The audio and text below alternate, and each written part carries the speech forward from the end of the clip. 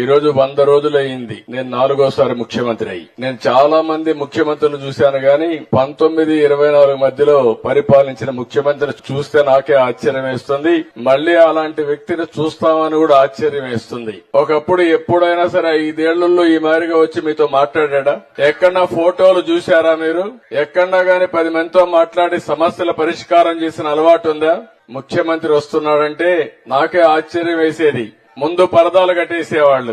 అక్కడి నుంచి ఆయన ఆకాశంలో తిరిగినా హెలికాప్టర్లో వచ్చినా కిందన చెట్లన్నీ నరికేసేవాళ్లు. అంతేకాకుండా ఒక కర్ఫ్యూ వాతావరణం పెట్టేవాళ్లు. బలవంతంగా డాక్రా సంఘాలందరినీ లాక్కొచ్చేవాళ్లు. ఇష్టం ఉన్నా లేకపోయినా మీరు రావాలి, రాకపోతే రేషన్ కట్టు, పెన్షన్ కట్టు, నీళ్లు కూడా కట్టు అన్నమాట. బలవంతంగా మొబిలైజ్ చేసేవాళ్లు. నేను టీవీలో చూసేవాడిని. మీరు ఇంటికి పోవాలి, సాయంత్రం అయితే పాలు పిండే పరిస్థితి, పితికే పరిస్థితి వస్తుంది, వంట చేయాలి. మీరు పోవాలంటే పోనీయకుండా చుట్టూరు కందగాసు వేసేవాళ్లు. నాకైతే అవన్నీ చూస్తే ఆశ్చర్యం వేస్తుంది.